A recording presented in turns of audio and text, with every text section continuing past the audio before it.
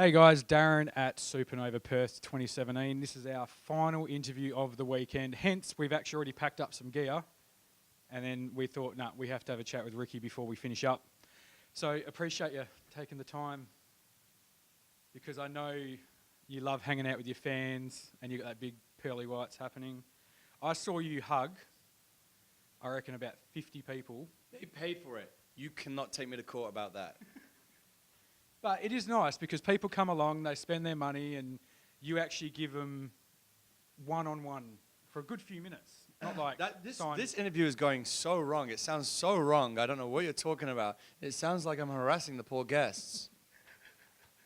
No, I think they actually love it, just quietly love it. And for anyone who wants to see what Ricky actually does, just go on Instagram, #Supanova, and you'll see some classic Ricky photographs with the fans over the last couple of weekends. Yes, I have basically been harassing the poor guests. I call it Whittle hugs. They get a Whittle hug. They get a Whittle picture. They get a Whittle autograph. You see where I'm going with that? It's about making it fun at the end of the day. If I'm having fun, they're having fun, and you just want to give that experience back. I mean, I wouldn't be here if it wasn't for the fans. Their hunger and passion to kind of get us across the water is the reason we're here. If they didn't have that passion, they would be picking someone else. So I'm very grateful to be here, and I know it's down to the fans, so I like to give back, and it's only a tiny little bit because they've given me a career. Perfect way to say it. I won't add on to any of that, but we'll just talk about your career quickly. So now the show's just eluded me. Hollyoaks. Hollyoaks. You did what, 206 something episodes of that? Don't read everything you read on IMDb. I did over 400 episodes. 400. Yeah, it was insane. But it was a great education. My character went from literally every kind of emotion going.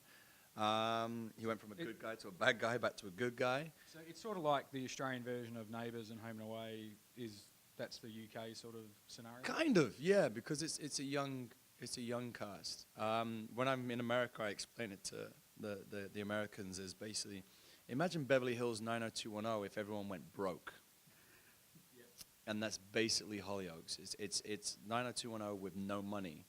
Everyone just lives in a village. Everyone drives crappy cars, and they don't wear designer gear. So it's close. It's probably closer to like a Home and Away Neighbours type thing. Now, so you've gone from that, and then you go obviously into the 100, which is a hugely popular show. Sadly, you got knocked off after a few seasons, which is always sad. But it opens doors to an incredible show called American Gods. Mm-hmm. How did it all come about? Because it's just a huge show.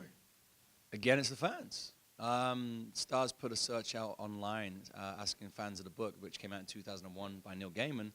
Who do you want to play Shadow? This is an iconic character in a huge book that's known worldwide.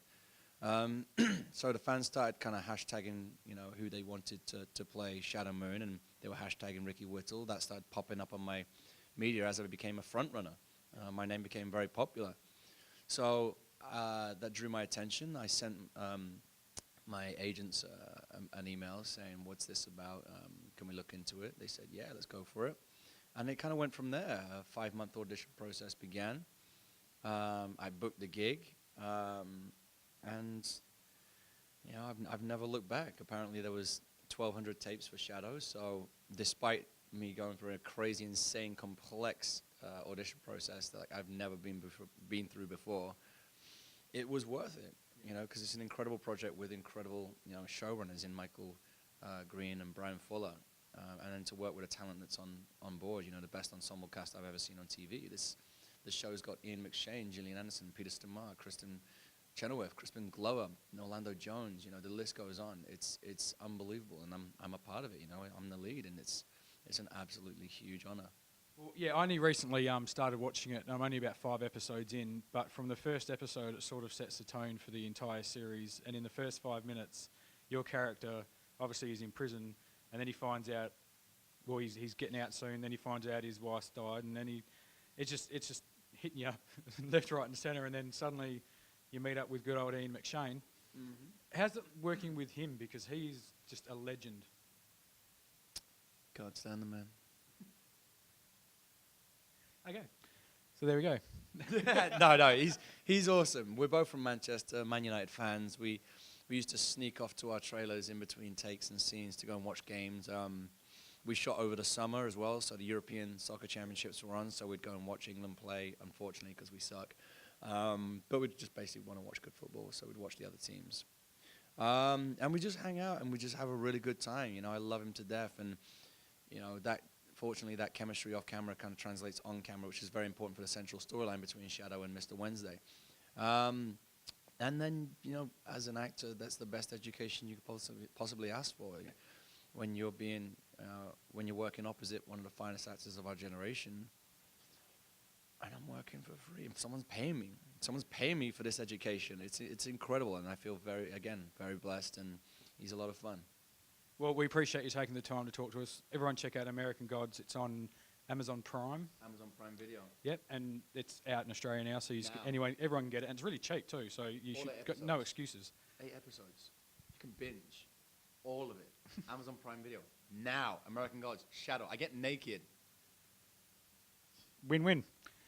Thanks very much, Ricky. Thanks, mate. Cheers, mate. Ta. Not in Supanova and American Gods. That would be weird. So what is it you do? I'm a driver. He has a hum in the drum. Plays music to drown it out. And that's what makes him the best. Your name's Baby. B-A-B-Y, Baby. One more job and I'm done. I'm not doing this without you.